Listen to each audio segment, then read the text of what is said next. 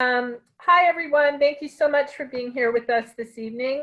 I'm Christy Keith, Senior Communications Strategist for Fear Free, and it is National Dog Bite Prevention Week, and we are so glad to see so many of you interested in this important topic. And we'd also like to thank our sponsor, State Farm, for their commitment to dog bite prevention and for making this webinar possible tonight. Before I introduce our presenters, I have just a little bit of housekeeping. First, yes, because so many of you have already emailed asking about this, and I know that many of you will be wanting to watch it again or share it with your friends. This webinar will be on our website for viewing within a few days. It will be at fearfreepets.com/webinars. Also, if you have questions during the presentation, please submit them using the Q&A window, not the group chat.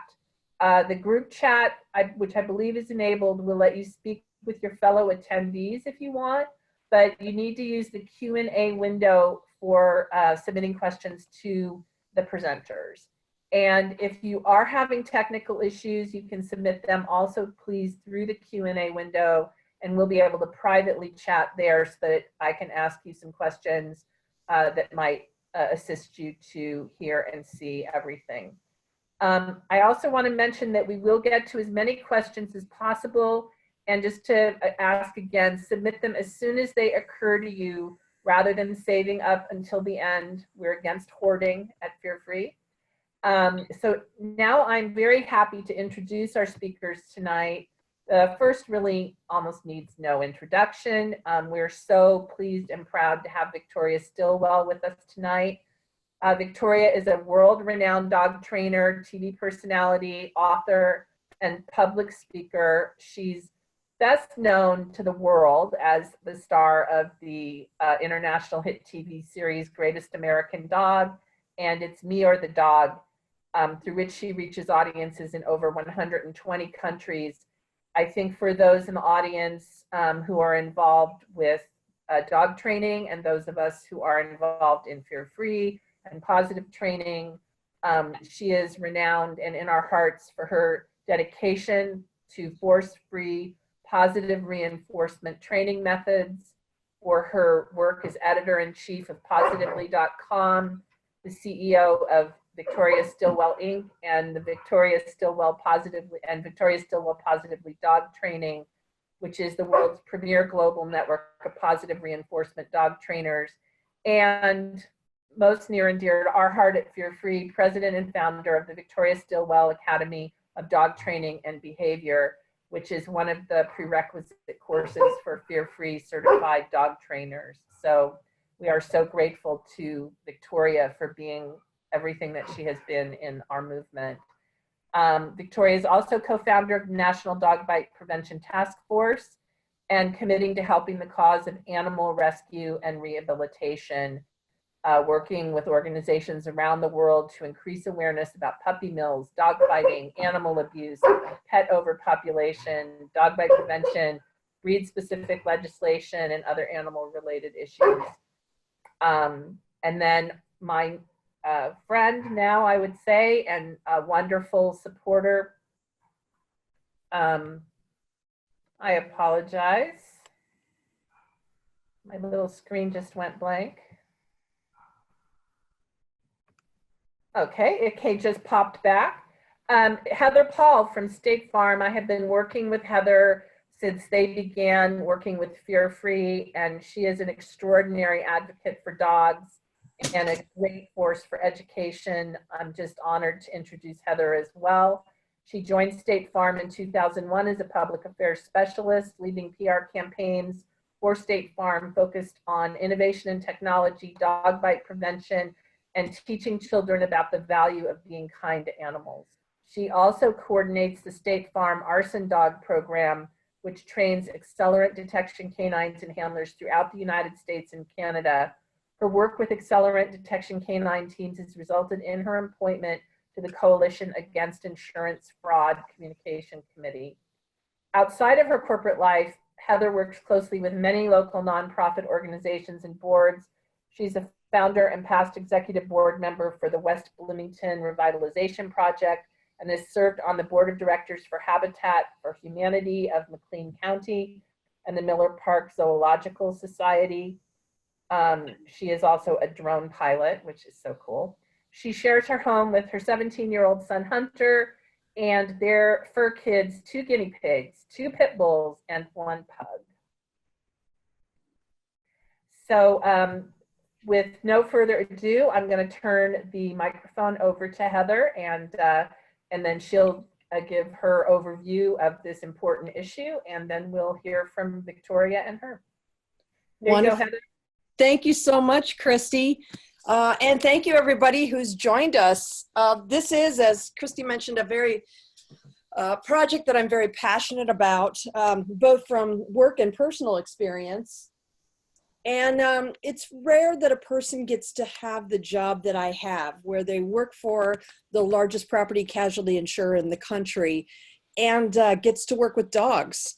So I consider the most glorious job in insurance, not only because of the work that I do, but because of the people that I get to work with, like Victoria.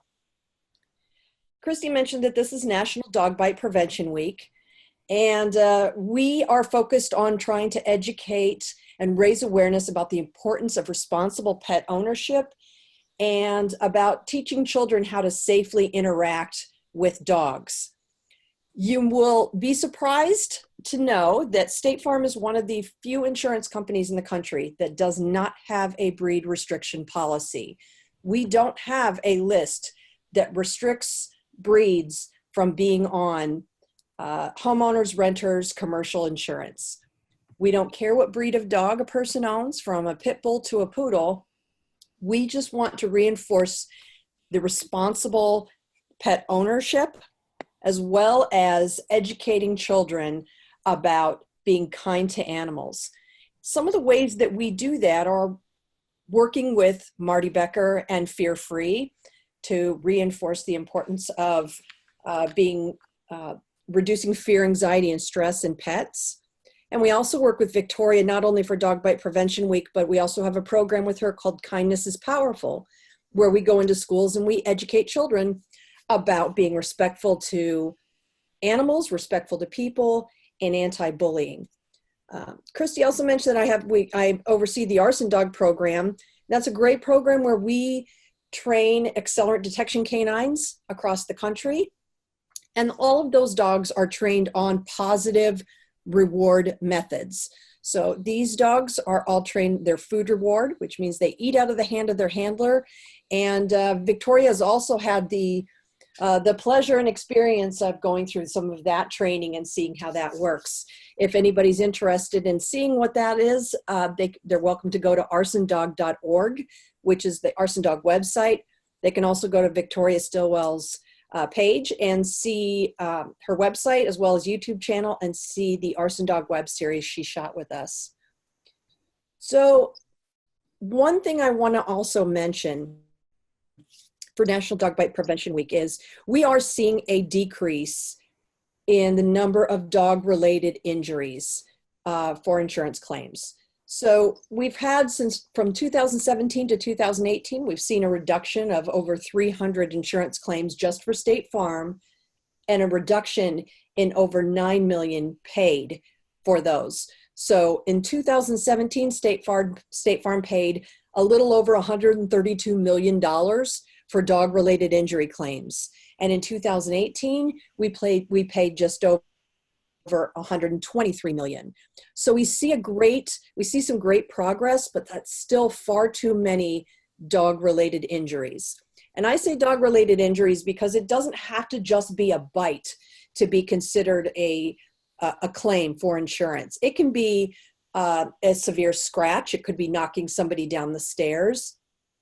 Any way that a dog could potentially cause harm to an individual is subject to an insurance claim. And a lot of those are things that we can do as owners and pet lovers to reduce that.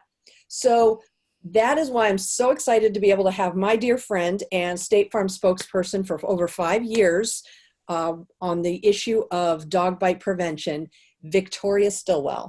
Vic, take it away.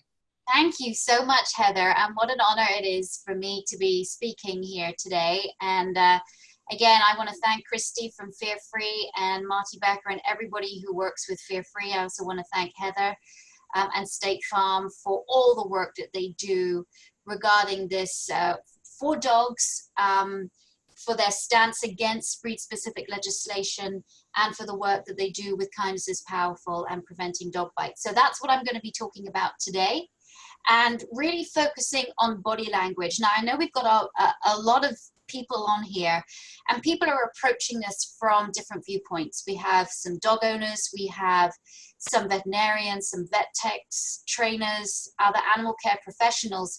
And so I've kind of tailored this talk to try and appeal to everybody.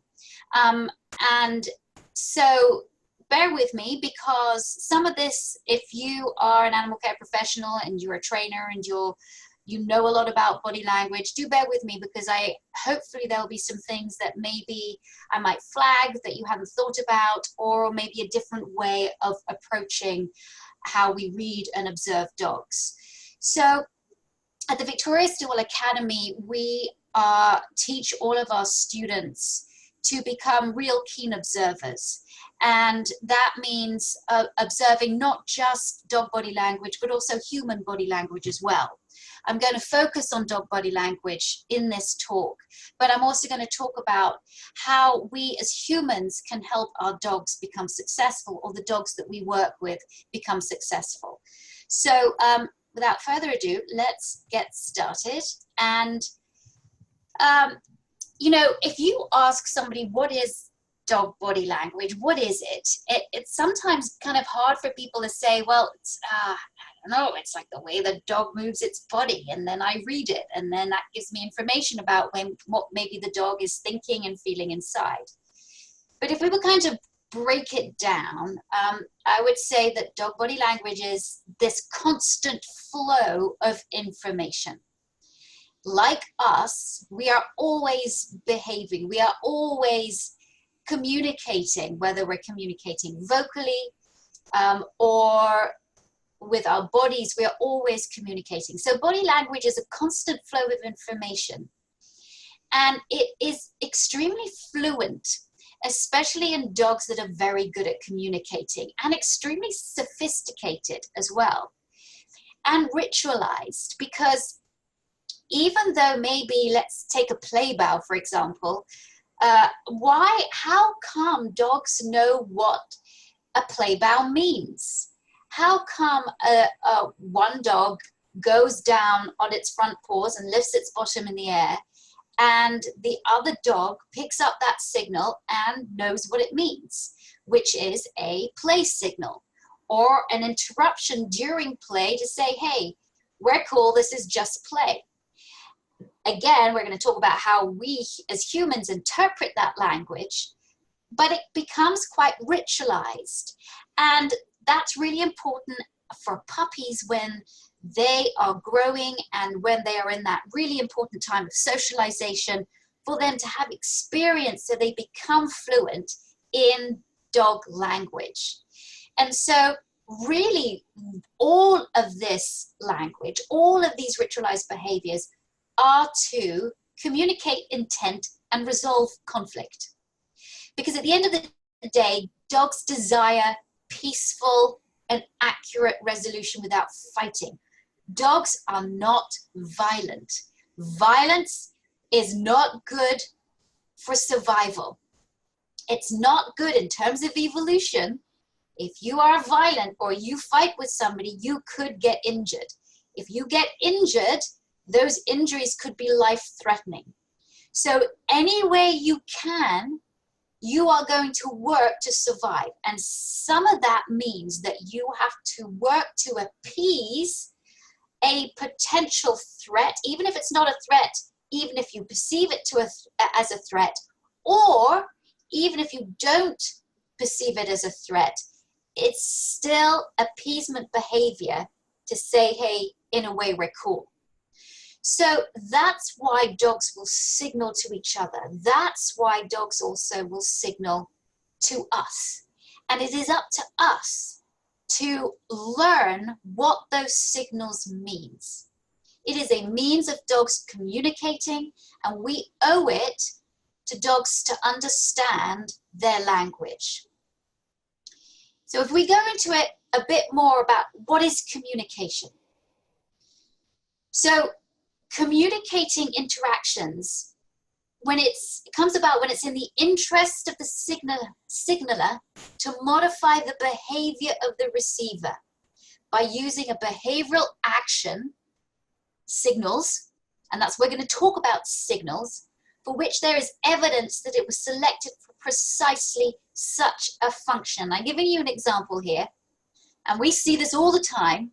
I'm sure you've seen this maybe at home or with a dog that you've worked with. Dog A is chewing on a toy and growls as dog B approaches. Why does dog A do it? Well, this growl signals to dog B to leave dog A alone.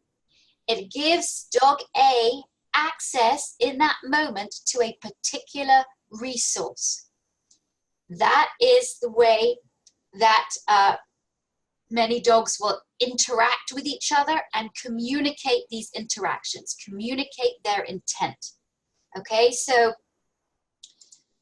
as we go through this, a lot of this is going to be communicating intent. Now, we use labels. Of course we use labels. We, as far as we can determine, we try and understand what dogs are saying to each other, what they're saying to us, and we will label it.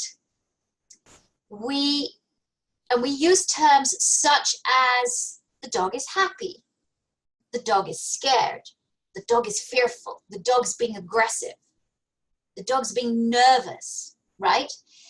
And that's how we define observable behavior, what we see. And that's all very well as long as it's right. Because what we mustn't do is A, misinterpret, misunderstand, and maybe put something on the dog that actually the dog's not feeling, or the dog is not really communicating. Or to put a label on a dog that actually makes us feel negative about that dog.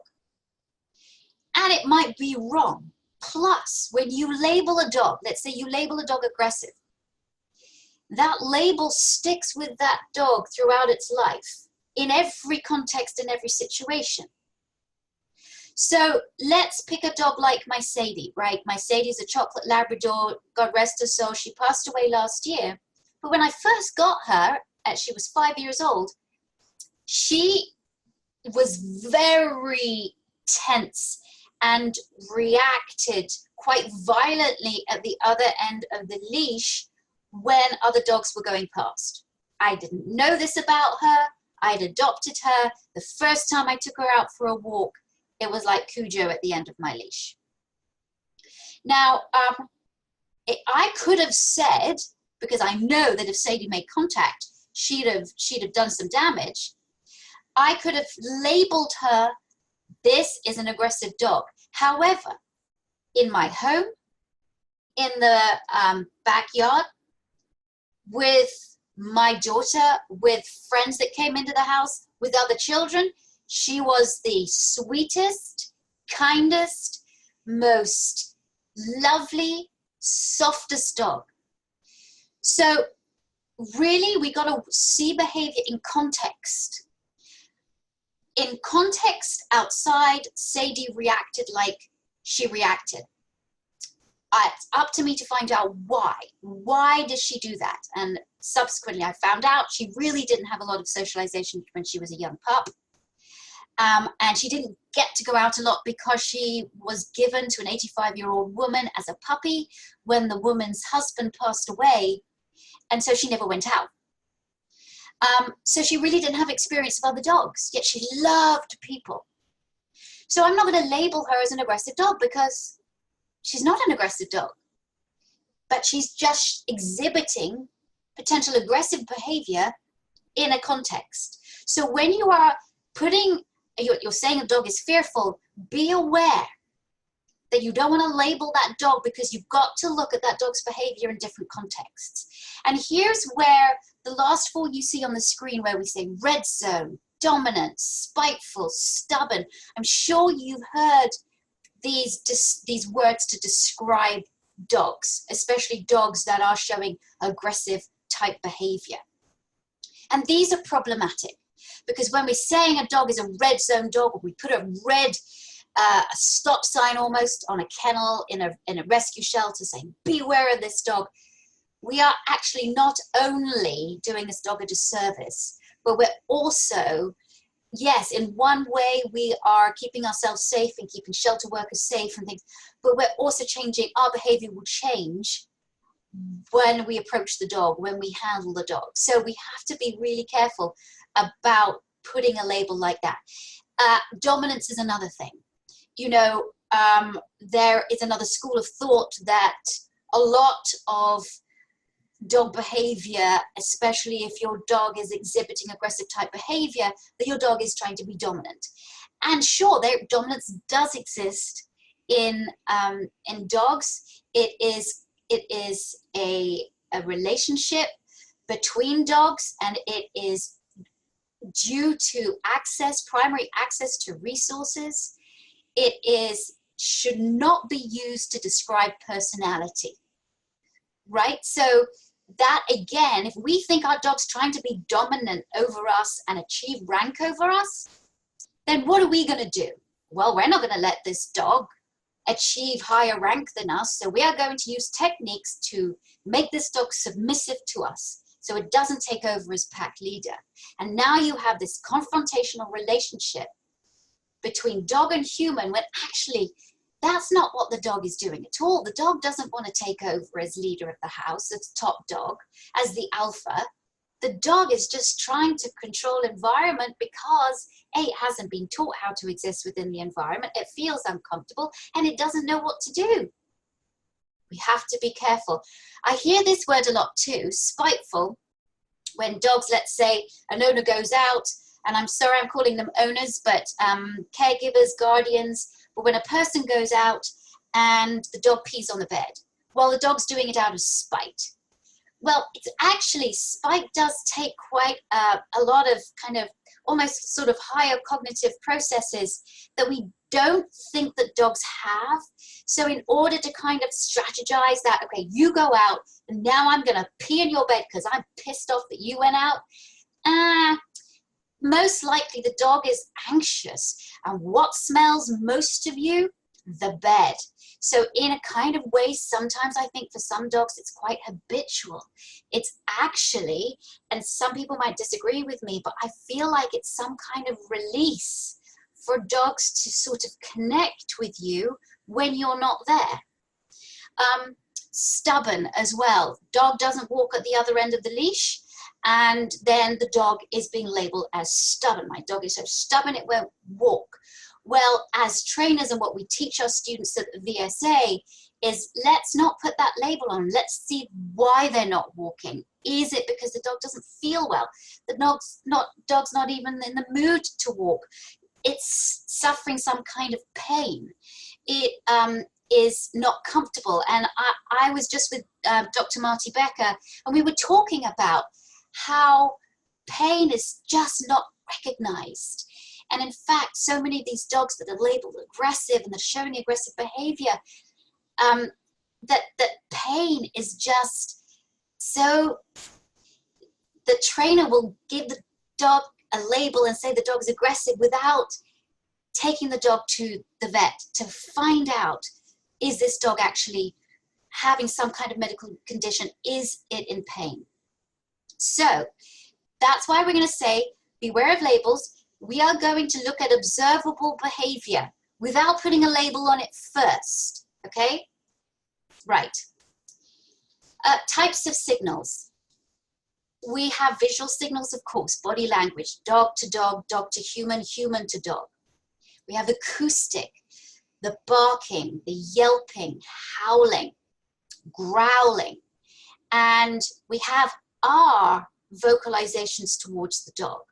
Either we're talking in kind of motherese, or we maybe are shouting at the dog, or we're just teaching the dog a cue and our tone is just very measured. We also communicate acoustically as well. Chemical.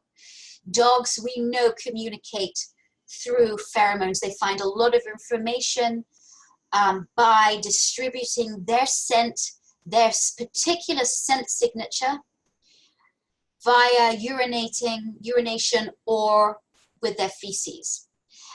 We humans, we don't urinate on stuff or toilet on stuff that we shouldn't, or at least we shouldn't, but we also communicate through smell. We put perfume on us, we put deodorant on us, we change our smell, but underneath that we also have our scent signature, which changes depending on how we feel. Then there's tactile, that communication of how dogs touch each other, how they touch us, and how we touch them. So here are some popular definitions, and I'm going to be using these because I like these definitions. Again, these are human interpretations of what we're looking at. But let's say, so I've put these into to appeasement signals, to 4 different types of signals. So if we're talking about, and I'm going to be focusing on stress and discomfort and fear, okay? Appeasement signals. We call these appeasement signals when dogs are wanting to be submissive or are actively being submissive towards other dogs or to people. Another way we can say it is courteous yielding. There's deference signals as well, designed to avoid a perceived threat, again, like a passive submission. We have displacement signals. Displacement signals are things like sneezing, itching, scratching, sniffing on the ground. And that's an effort to resolve internal stress, conflict of the dog. I really don't know what to do. And sometimes you'll see that in people. People bite their nails, people twirl their hair, or they yawn, or they do something because they really know what to do, and they're trying maybe to kind of not be seen by a perceived threat, or if they're in a situation where they feel uncomfortable, then they are going to exhibit these types of behaviors, exactly like dogs. Stress signals, it's an inability to cope with the current situation. I'm just not feeling comfortable. Okay, so these are the kind of signals that we're going to focus on today. And let's take a look at some appeasement signals. Here you have a dog that appears to be yawning. Again, you can look at a photograph, but be careful of saying, yes, this dog is yawning because it's stressed. Yes, this dog is lifting its paw up because it is anticipating a threat coming towards it. It's trying to appease. It's trying to show deference to another dog or a person. This dog could be in the middle of turning around. It could be barking. It could be about to move off. It could be anything. It's hard for some pictures to kind of take a look at that and go, yeah, the dog is definitely feeling that. But I thought this is a good picture anyway, because if the dog is uncomfortable, it could be yawning, it could have that paw lift, which is basically saying, I'm uncomfortable and I'm showing you appeasement behaviors. And other appeasement behaviors, and we'll be seeing more pictures of these later on, things like nose licking, lip licking, yawning, turning away the head, sitting or lying down, rolling over, showing the stomach, submissive urination, blinking, shifting eyes or squinting, freezing, paw lift. And when you're looking at a dog, when you're observing behavior, you observe not just the head by itself, or the tail by itself, or what the body is doing by itself. You look at the head, the body, and the tail. That's what we teach our students at the Victoria Stilwell Academy, is we look at head, body, and tail. We look at the whole dog, and we look at the dog in context. So there we can make a better judgment of what this dog is experiencing. Okay? All right, so these signals are used for keeping the peace in social hierarchies, and these signals are often displayed in quite a calm, stress-free manner. Do you know people who are close talkers? Yeah, and you kind of just sort of try and move away from a close talker? Exactly, that's kind of what it is like. Okay, so here now though, I think we've got pretty clear behavior here in this picture. I don't feel like this dog is enjoying the experience of this hand touching on the top of the nose, judging by how small this dog is making itself. How I can't see the context. I can't see if it looks like a child's hand. I don't know what this experience this dog has had. But I can look at this and go, this is actually it seems to me, a pretty good picture of a dog that's trying to curve away, crouch down, make itself smaller, hoping that the person stops stroking it.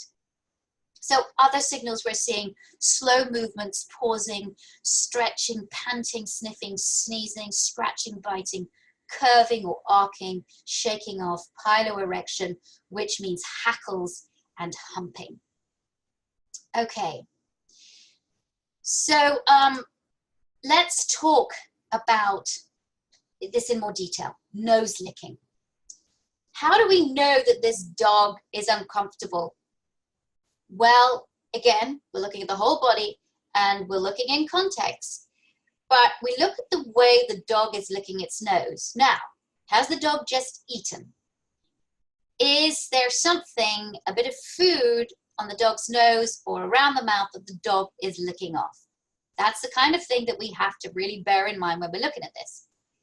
But if your dogs or a dog that you're working with or a dog you're approaching shows you these tongue flicks that are pretty quick, they come out once or multiple times, then maybe the dog could be stressed or uncomfortable about something occurring in the environment. If there's no food involved, if the rest of the body looks pretty tense, the dog could be sending you a message. So that's what we call a nose lick. Here we have lip licking, which is a real sort of appeasement sign where dogs will lick the lips of a more socially confident dog in the social group. You'll see it when puppies lick their mums' mouths. You'll see it when dogs lick their owner's mouth. And yes, some people say that's what they learn as puppies, so mum regurgitates food for them. That could be it. But it's also a sort of a sign of appeasement, a sign of deference, an attempt to appease or soothe an animal or person. Even if that person's not perceived as a threat, it can be used for a perceived threat and as almost like a bonding signal. We have yawning. Now, yawning is an interesting one. We humans do it too, where we can yawn when we're uncomfortable. Again, you must consider the context, but yawning does occur in stressful situations. It's quite a dry yawn almost, and it's usually done with more intensity than a sleepy yawn. It's quicker and it's drier and the tongue is curled and the face can be quite tense along with it. So yawning is quite a signal actually of stress, as long as the rest of the dog's body shows that the dog is uncomfortable. Here we have head turns. I think head turns are probably one of the most misunderstood and also missed body signals. When a dog does not really want to have contact with you, it will turn its head away from you. And sometimes the nose lick will accompany the head turn. It can also be a polite gesture. Yes, it can. But immediate and direct eye contact with unknown dogs can be very uncomfortable or even threatening to the dog. And immediate and direct eye contact with people can also be very uncomfortable. So the dog will turn its head away. Sometimes the dog will change the position of its body. It could sit or it could lie down. It could lie down on its side as well. And this is the dog lowering its posture.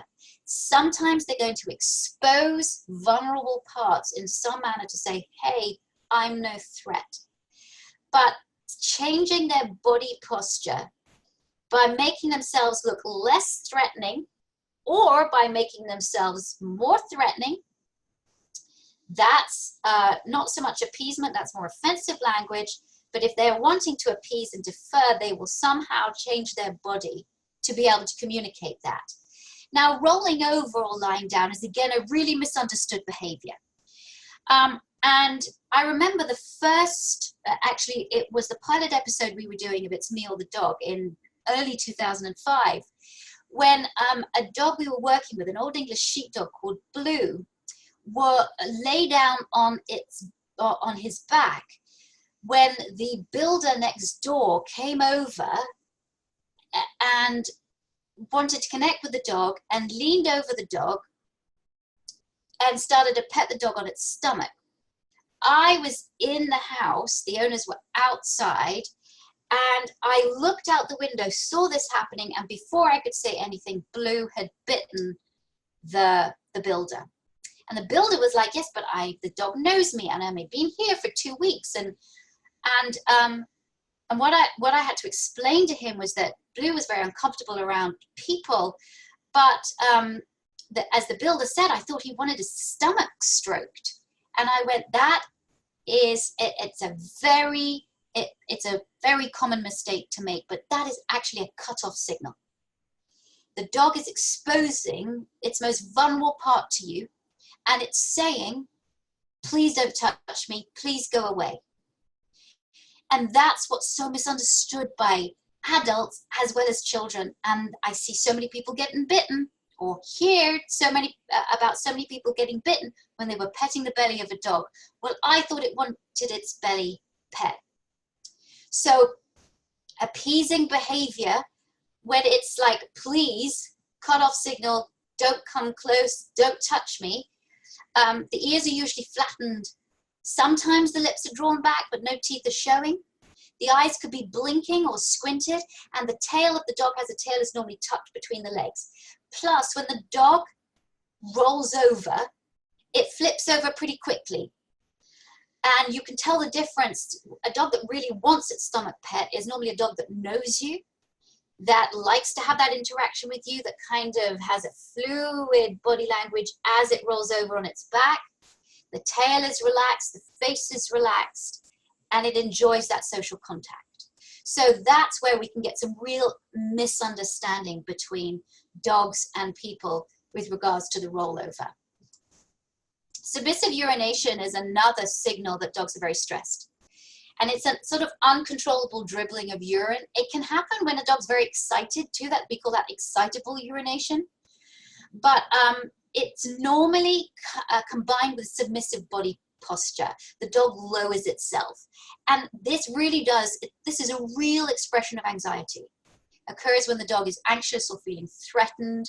Sometimes the dog will roll over as well and pee as it's on its back. And it may happen when a timid dog meets a human and the human is trying to greet the dog. I'm sure there are lots of animal care professionals here, lots of dog trainers on here. They know exactly what I mean. And the dog sees threatening cues. It could be anything, because we might not perceive us being threatening, but the dog perceives it to be threatening as we come over, extend our hand to touch the dog, and the dog then literally pees itself or goes on its back and submissively urinates. Blinking. I do this when I'm a little uncomfortable, and I notice this, I do this on camera. So for example, if I'm talking about a subject, yet let's say it's a live, I'm doing a live news show and I know it's live, I will blink a lot. And this is the same with dogs. And I didn't notice this until I watch a lot of myself, and I don't like watching myself on camera a lot. Some of it's okay, but others is just, oh my gosh, but I notice I blink a lot. And it's the same with dogs. So consider the context, but that can be a real sign of uncertainty, okay? Slow blinking can be friendly intent, but sort of quick blinking might be that the dog is nervous. Shifting eyes or squinting, dog's eyes dart left and right. The dog is unsure or afraid. But again, it could be a dog being friendly. Now, I really kind of like this picture because this shows, I don't feel like the dog is very comfortable in this picture. The tongue is coming out. I feel like that could be a nose flick. The paw is raised. The dog has put itself into a corner. The brow, you can see, is quite furrowed. The eyebrows are quite tense. The ears are forward. This dog, and the eyes are quite concerned. I don't think this dog is very happy. And raising a front paw, I call the anticipatory paw. It's a real signal, an appeasement, a deference. Please don't come near me. So the sniffing that we're going to do, the sniffing and sneezing and scratching, are all called displacement behaviors. These are, I'm uncomfortable, I'm going to do something else. And it's sniffing out of context. Maybe there's something smelly on the floor, but maybe there's not. And it could be a cutoff signal during play. Okay, I'm just going to go off and do something else to make sure that, you know, either play is getting too overwhelming, or I really don't want to have contact with you, so I'm now going to go off and sniff. The dog chooses to sniff because he's uncertain. Sneezing is the same. You know, a sneeze is a sudden involuntary expulsion of air from the mouth, but sneezing can often be seen with a shake-off. I'll tell you what a shake-off is as we go through this. And sneezing is also seen a lot through excited play. So is that also a cutoff signal? Or is it because the dog's just got excited? Or is it because something's gone up the dog's nose and the dog needs to sneeze? Scratching or biting, you'll see this when you're training dogs. Sometimes they'll start to scratch and you're like, what are you scratching at? Do you have fleas? But it can be the dog is not really itchy, but when the dog doesn't really know what to do. So if you're teaching the dog something and the dog doesn't really know what you're trying to communicate, and it's not getting it right, and you're getting frustrated with it, it might start itching itself. We kind of do this when we're thinking. We have the hair twirling. We might itch ourselves. We might do something when we're thinking about something. And it's also really good to relieve tension. Curving or arcing, well-adjusted dogs curve or arc towards one another. We can use that when we're working with dogs that maybe aren't so confident, that we don't approach them just square on, but maybe we can curve when we're going to greet them. And dogs will sniff genitals rather than nose-to-nose greetings. Head-to-head, front-on greeting can be inappropriate dog body language depending on context. Male dogs tend to go straight for the genitals first and then sniff the face. Female dogs, when they greet, tend to go for the face first and then the genitals. Okay, so quite interesting that studies have been done to show the different greeting behavior between males and females. Now, humping. Oh my gosh, this is a widely misunderstood behavior. I remember saying on a radio show that yes, humping can sometimes be a way of establishing social dominance. And there's a lot of people who got in there so angry. No, humping is not dominance. And remember, dominance is a social relationship between species. And yes, humping can be a way to establish social dominance, as well as a whole host of other reasons why dogs hump. Anxiety, arousal, not sexual arousal. They're just getting really uncomfortable. Dog's energy builds, and the energy needs to go somewhere. And so the dog humps. It can be a way for the dog to control behavior, and can be frustration. Dog can be excited, a habitual behavior that makes the dog feel really good. So there's many reasons why the dog humps. And here's shaking off. Shaking off is a full body shake when the dog's not wet. You can see dogs that maybe greet each other and then they shake off after they greet each other, or they play and they shake off, or when they meet you or you do something with them and then they shake off afterwards, or they come out of the vet surgery and then they shake off. This is thought to be a dog releasing tension from a stressful situation, diffusing arousal during play, and sometimes seen as an action to end an activity. It could also be that the dog is spreading its scent. But if it's in a context where the dog is interacting with another dog or a human, it could be because the dog is releasing some kind of tension. So let's get to fear signals. And I know we don't have much time left, but we are going to hopefully have a little time for questions at the end. Fear signals, it almost escalates, right? So we have ears and tail tucking, the hackles go up, you'll see whale eyes shaking or trembling, the dog kind of pushes back of center and or comes forward of center in a very offensive posture. There is urination, there's hypervigilance, mouths open all the way. It's more the overt expression of barking, snapping, growling, and lunging, that snarling, that biting. There's also anorexia. I don't mean that the dog's not wanting to eat food. I'm saying that, sorry, that the dog is not wanting to eat food, but it's not like anorexia in humans. The dog just is just means that the dog is not eating, right? So, whale eye, you'll see a lot of this in fearful dogs. It's known as the half moon eye, where you see the whites of the dog's eyes.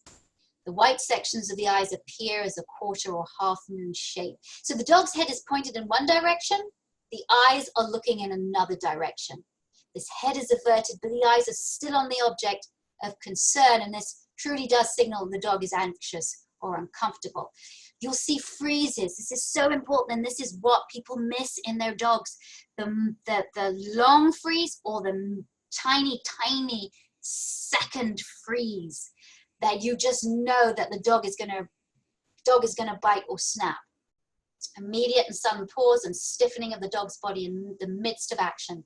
The dog is really uncomfortable. Now, the freeze may resolve, or it could tip over into a scuffle if the other dog or person does not accurately read the signal.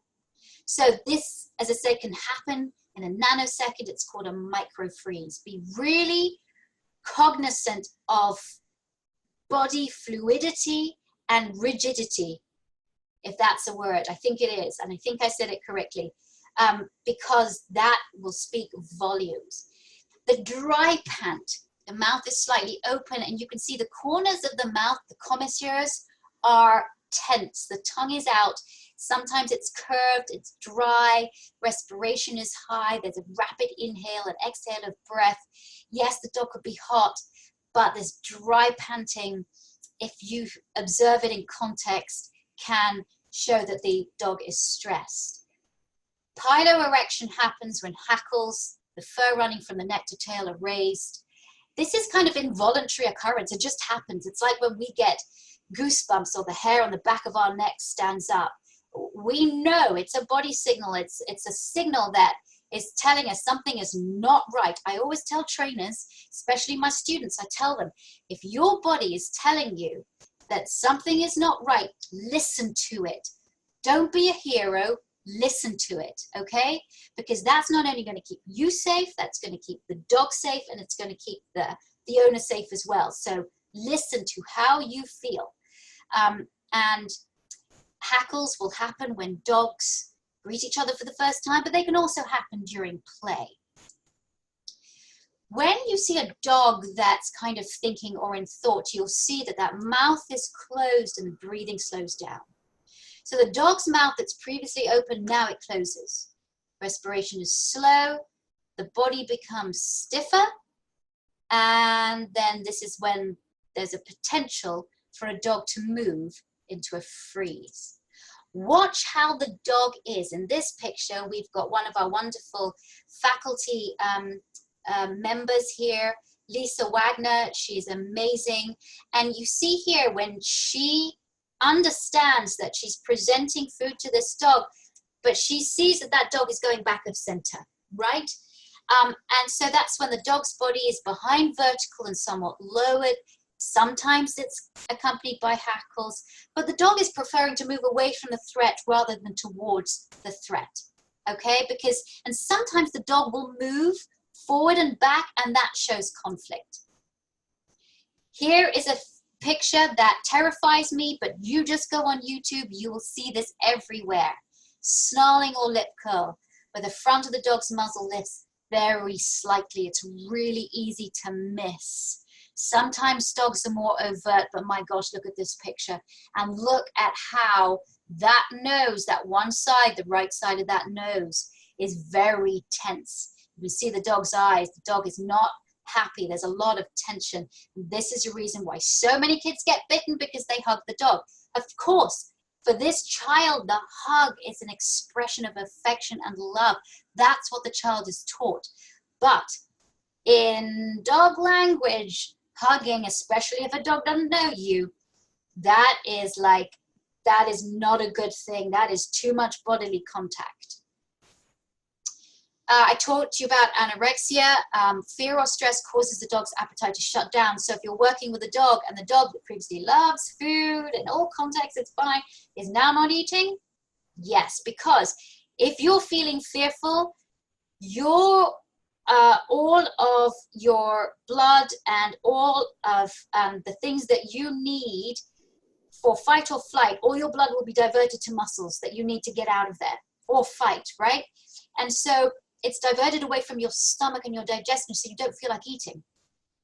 And that's why we know dogs that are really food motivated that now don't take food, we kind of see, okay, well, maybe that dog's stress level is too high. So in the last 5 to 10 minutes that we have here, how do we prepare ourselves? So we teach our students to learn that they help clients prepare their dogs for real life stressful situations, because we're talking about prevention here. And you know, a lot of what I do at VSA is all about, you know, we do a lot about dealing with aggressive dogs and anxious and nervous and dogs that are uncomfortable. But for purposes of this webinar, we are just talking about prevention. So prevention is better than cure.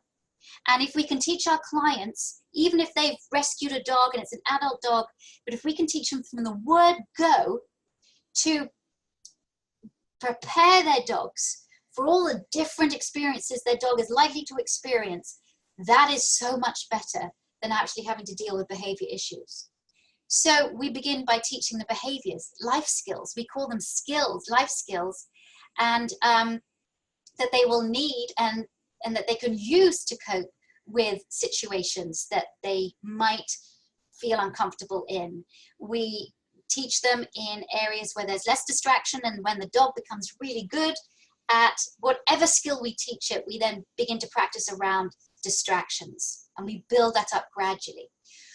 Here's where fear-free comes in, because hopefully you're taking your dog to a fear-free vet and a fear-free veterinary surgery or veterinary hospital, but we want to make these visits fun to begin with. So don't just take your dog to the vet and let it have its shots. Take your dog to the vet and just visit with the vet techs and with the veterinarian if they have a little time to spare. The dog can receive treats, practice getting on the scale. You can even do this at home. One of the life skills we teach is teaching dogs to stand still. We can do that, especially a large dog getting on a scale and standing still. You know, you think of what dogs are having to go through at the surgery, and you can practice at home in a great positive environment, build up a really great experience for these dogs and a lot of skills for these dogs, so that when they get to the surgery and they have to stand on a scale, hey, it's easy. We do this a lot with body handling as well, because remember, at the hospital, they're going to go through body handling procedures. And so if you can get your puppy used to being handled, that's really going to help, not just in your everyday life, your dog's everyday life, but when your dog goes to visit your veterinarian. So sometimes what I'll do is I will touch various parts of the body, and then I will touch the ear and give the dog some of its favorite food. Or I might restrain the dog just briefly, and then I will give it its favorite toy. I love targeting, teaching the touch technique. If you go on positively.com, you'll find out how to do that. Whereas the dog is taught to put its nose onto the hand and hold it there whilst other parts of its body is being examined. A really great skill for a dog to use, and fabulous for groomers and for vets and for anybody that's working with your dog. We also teach dogs to lie on their sides. Sometimes we teach the dog to lay on its back, not usually, but you can do that. And so that's just building these dogs up and giving them skills they need. We also practice for vet visits as well by muzzle training. Now, muzzle training. People say, well, I don't want to use a muzzle on my dog, but my goodness, if you build that muzzle up right from the start as that dog's best friend, I'm telling you, is going to really help your dog. Every dog that I come into contact with, that I work with, from puppies to adult dogs, get used to having a muzzle on them. And I teach them how to put their own nose into a muzzle. So it's all about getting used to their nose being confined in something. And I use basket muzzles. But I start with, let's say, a big cup, and I put treats at the end of the cup, and I get the dog to put its nose in the cup, for example. And then the dog can get the treats out of the cup, and then it gets used to something confining around its face. And then I put the treats at the end, or some peanut butter or something at the end of the basket muzzle. We teach collar holds, gotcha collar game, so that dogs actually get used to having a hand coming over them and touching their collar, a hand coming to the side and touching their collar. And we teach it in a way that's fun and exciting for the dogs, so that they're prepared for rude human behavior. Because it doesn't matter, you know, at some point a kid is going to come to your dog and put a hand over its head to touch it, or an adult's going to do it and put a hand over its head to touch it. And so that's why we teach a hand over the head, the gotcha collar game, just in case we need to grab the collar, and we teach it as a positive thing. So you can see how we're building life skills for these dogs to cope with different emergencies being handled, and also when you have rude human greeting behavior. But here's also the mantra that we have for children. And you might say, yeah, I know this. I mean, this is just common sense. But people aren't doing this. And that's why we're seeing more bites in infants than we've ever seen before. Never leave an infant, baby, toddler, or young child alone with a dog.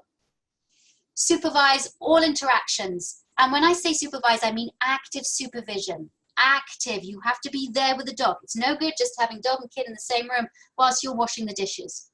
You have to be actively supervised. And if you can't, you separate dogs behind baby gate.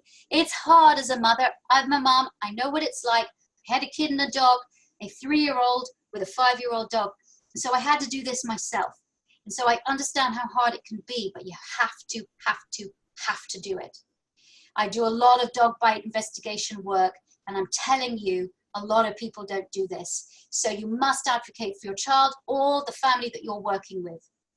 Enroll your kid in a dog safety information class. That's what we do with State Farm. We go around schools, we give our kindness is powerful talk, and we really empower these kids with knowledge. And we give our dogs a good positive canine education. This is all these ways that we can prevent dog bites from happening. But I also like to get children involved. I don't want to keep them completely separated from the dog. So kids get to learn how to do safe jobs. They will be able to maybe help wash the dog's bedding, or prepare the dog's food with mum or with dad or with guardian, and fill up the water bowl, or, you know, just get the leash out, or something like that, where the child feels like not the kid in this picture with those horrible extendable leashes, but is working with the parents, so it feels like it's getting some kind of interaction. And also, please avoid rough play. Avoid rough play. No good for adults to play roughly with the dog and then to get annoyed with the dog when the dog starts to mouth the child. Okay? I promise you, I am really near the end, but I don't want to leave without talking about cognitive behavior therapy. Cognitive behavior therapy in humans is based on the idea that thoughts cause feelings, and the resulting behavior is not just external stimuli. This leads to the theory that the individual can change her thoughts in order to feel and behave differently in the face of an unpleasant stimulus. And studies in animals indicate that they also understand the type of previous exposure and experience can affect outcomes. And we see that studies in our dogs can show that they do indeed learn that there are consequences. There's influence and attend to physiological changes caused by their behavior. There's biofeedback. And they can tell the difference between experiences that make them feel good and those that make them feel bad. It's argued that dogs should be able to link these thoughts in a cognitive manner, which then allows them to decide to control their responses to specific stimuli by choosing strategies that make them feel calmer and happier. And why am I talking about this? I'm talking about choice, because one thing in dog training is there needs to be more of, and this is why I love Fear Free, because it's more about giving dogs choices as you live with them, when you're training them, when you take them to the vet, when you take them to the groomer. And when you give dogs choice, this gives the dog a sense of being able to behave in order to affect its environment, which fulfills the basic need of the animal to control their environment, which is reinforcing and generates a calmer physiological response. Basically, if you have a sense of autonomy and you know that you can control a situation and a situation is predictable, you are less likely to exhibit nervous, anxious behavior. You are less likely to be stressed to the point where you feel the need to aggress and bite. Very important, that choice. As in our academy, we go deep into teaching dogs through choice, giving them autonomy, a sense of autonomy. Like a child, you can't give a child autonomy, but you can give them a sense of it. And we see in studies that children that are given a sense of autonomy from a very early age grow up to be more confident adults. And the same we're seeing in dogs. So that's why we put a real big focus of that in the academy. And we also teach dogs cues to overcome fear. I have a wonderful, and this is not my own, I got this from Patricia McConnell, and it's the emergency U-turn. I just teach the dogs turning, and we turn. That's actually a phrase that my grandmother used when she wanted to turn her dogs in another direction on a walk. I use it with that kind of turning. If I see something in the distance, or something's coming towards us, or something just came around the corner that my dogs don't feel comfortable about, and I'll just go turning. And I teach turning in an environment where the dogs are relaxed and happy, so that it's really, really good. The dogs know what turning means, so that I can use it in an emergency situation as well. This is all about being your dog's advocate. You've got to strive to protect your dog or help your clients protect their dogs from scary or uncomfortable situations. And this starts with a basic understanding of canine body language so that you can quickly identify signs of stress. You're aware of your dog's comfort level in various situations, and you work to prevent overwhelming situations like this situation here on the right in this picture. Don't take your dog, if your dog is overwhelmed by other dogs, don't take your dog to doggy daycare or the dog park, for example. So in review, dog body language signals, they're frequent, they're informative. We have to understand it. We have to understand especially what appeasement, displacement, deference, and stress signals are. Be careful of labels. Make sure that you look at what the whole body is doing and what the dog is doing in context. And also focus on also what the person is doing, because their body language really will also tell you how they're feeling inside. And you have to empower people with strategies to proactive prevention that will mitigate fears in dogs and therefore cut down on dog bites. Now, here are some really great resources. Positivity.com, we've got a lot. We've got fearfreepets.com. I Love Family Paws is also fabulous. Stop 77, Dog Gone Safe, Dogs and Stalks, American Humane, that's also part of our coalition on this Dog Bite Prevention Week, and the American Veterinary Medical Association as well. I do have a free course. It's called Building Your Dog's Confidence, because that, if you build confidence in your dog is less likely to bite. And confidence is probably the most important thing in dog bite prevention. When we are working with dogs, we are building confidence in our dogs, because confident dogs have less need to show anxiety-based behaviors. So if you go to positive.com/free course, you can completely free. And it's about an hour or two on techniques and ways you can build your dog's confidence. If you want to find out more about our courses, if you're interested in becoming a trainer or just adding to your skills already, then you can find out more about our in-person dog trainer course, our online only course, and our fundamentals of dog training course, which is a 10-hour course. And you go to vsdogtrainingacademy.com. I know I've gone a little bit over. I apologize. There's so much to talk about, but that's it. And if we have 5 minutes, please, Christy, for questions. Yes, thank you so much, Victoria. That was amazing. And yeah, we'll take a few questions. We have quite a few. Let's just go through a handful of them. The first one is for you, and I think that it's an excellent one for Dog Bite Prevention Week. It comes from someone who is a mail carrier asking, what is the best thing to do when a stray dog comes running at you, not in a friendly way? Yeah, the best thing to do is not run away. And in fact, with mail carriers, they have their bag. And I know that they're taught, because we have done Dog Bite Prevention Week with the US Postal Service as well in previous years. And we know that by putting some kind of their bag that they can use as a barrier in between them and the dog. But the best thing to do is to stay as calm as possible and not run away.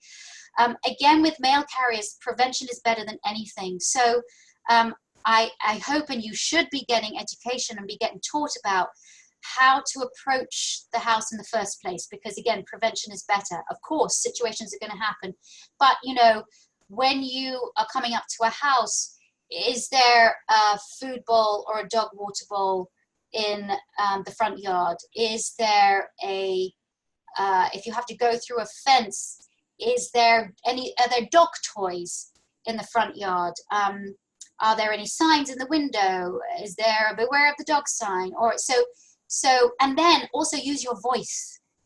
You can call out before you go onto a property, hey, and by using your voice first before you go onto a property, if there is a dog there, that's most likely to attract attention, so that if you're walking, you're outside of the dog's, outside of the fence, or if you're in a vehicle, you can stay in your vehicle and call out first before you leave your vehicle.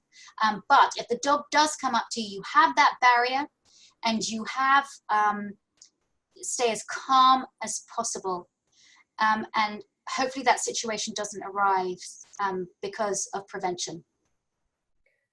Thank you. Heather, the next question is for you. And this is one that we received via email. Do you think, or what would you think about offering a cost-saving incentive for the insured to take a reward-based dog training class to lower liability risk and result in fewer claims, similar to a defensive driving course for auto insurance?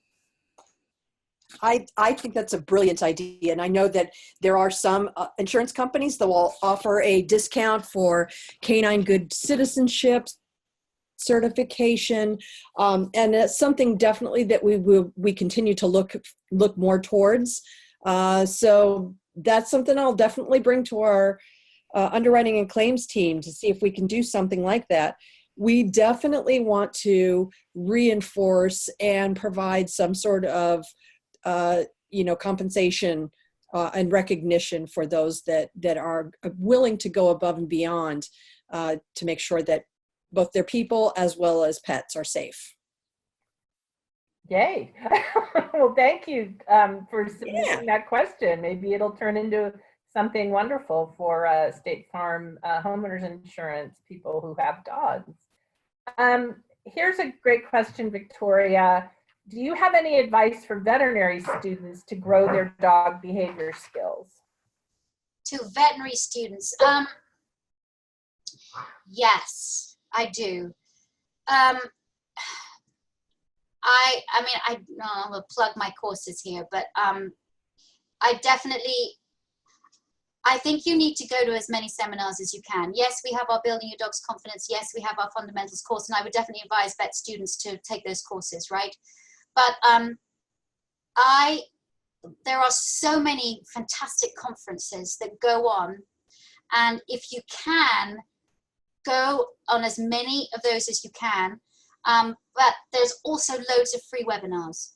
And so webinars are a great way of learning about how to handle and to find out more about dog behavior as well. So that's what I would say. And because vet techs and veterinarians are extremely busy, then probably webinars are the most cost-effective and simplest way to learn more. I would like to add to that fear-free certification would be a wonderful thing for veterinary students to do, especially 100%. Especially because it's free. Veterinary technician students can enroll in the certification and become fear-free certified at no cost to them. And the URL is a little long, but I will say that you can navigate. You can go to fear-free-pets.com/about/fear-free-student-application and sign up there at no cost. So throw that out there.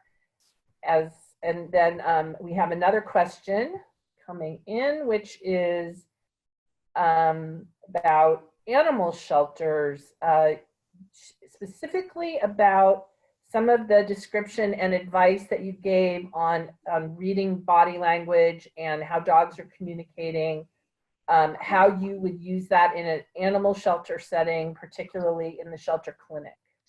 Yeah, I work a lot in shelters. I started training dogs in shelters 20 years ago. And dogs in shelters, literally, most of them are so good at being able to tell you how they feel. Some obviously are shut down, but even if they're shut down, you know that that dog is feeling stressed, so you can get some idea of how that dog is feeling. So body language, I find in shelters is extremely overt, but how you handle that.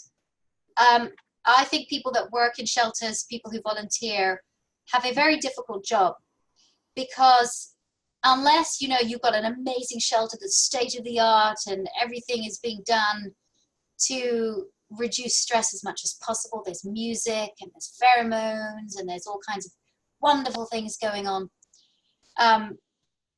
Most shelters are not like that. You're having to get a dog in and out very quickly. You're putting a slip leash over its head. You're taking it out. You're walking it. You're putting it back in. The only time that a dog actually kind of interacts with a person is either when it goes for a walk or food, and therefore it's jumping up and down. It's getting crazy. It's very excitable. You can use what you've learned today in the shelter setting. You can ask your shelter, hey, I think we need to, and I know that, Christy, you can talk about what Fear-Free is doing for shelters in a second, but how can we make our shelters more fear-free? How can we create an environment that is more relaxing for these dogs that are in transition? My biggest piece of advice is to go slow, because quality is more important than quantity for these dogs. So a longer walk, a calmer getting these dogs out of the kennel run to go out a walk, and then sitting maybe on a bench with the dog, so the dog can get experience of being quiet with a person and not just going crazy when a person comes by, because the only time the person comes by is when it's going to feed or walk it. And really observing that dog's body language in a stressful environment, doing what you can to reduce stress. I mean, there's various enrichment activities. Enrichment is something that I haven't even covered yet, but my gosh, it's so important in the shelter environment. And by that, I mean giving the dog something to do when it's spending hours and hours and hours in a kennel run by itself. You've got stuff that's called Playing for Life as well, play groups that you can do in your shelter that really helps relieve stress. But safety is the most important thing. And shelter placement of dogs that are anxious is vital, so that you're not having a very anxious dog being placed in a part of the shelter where there's a lot of human traffic or lots of dogs going past. There's so much you can do in a shelter, even in a kind of bad shelter, to make it better. And there are so many things that you can do with your interaction. And it's all about not going too fast and giving the dog a little bit of time to acclimate to you. Now, something that Marty Becker and I were talking about is that what they do is they spray themselves with pheromones before they handle a cat. He said from the waist up for a cat and from the waist down for a dog, which I think is absolutely brilliant. But so you could try that, and in a way, kind of you're smelling calmly. Now, does it work for all dogs? No. But remember that the dogs, you know, there are these signals that they're getting from smell as well. So that's a whole thing. And actually, I am speaking in my conference, the Dog Behavior Conference, on May the 18th and 19th in Sheffield, England, and I'm covering that exact subject of how you're dealing with animals in the shelter environment, and then how you transition animals from rescue situations and shelters successfully into a home. That is absolutely inspirational. Thank you. I do want to mention, as you already gave me the lead in, that later this year, Fear Free will be launching a training and certification course for shelter workers and volunteers, and it will be available to anyone who works in the shelter at no cost. So we are very committed to eliminating fear, anxiety, and stress for animals in shelters as well. And we've heard from so many animal shelters that are just waiting for this, and lots of people in shelters have taken regular fear-free certification or become fear-free certified trainers too. So it's a fantastic, it's like the next horizon. That's really all we have time for. I just want to thank Victoria and Heather for being with us tonight. To every one of you who gave your evening to listen to this information, please spread the word. Just to remind you that this webinar will be on our website at fearfreepets.com/webinars within a few days, as few as I can make it. Please let us know if there's anything that we can help you with that would make your webinars more enjoyable in the future. And also just wanted to once again thank State Farm for sponsoring this webinar so that we were able to bring it to you. Thank you, everyone, and good night.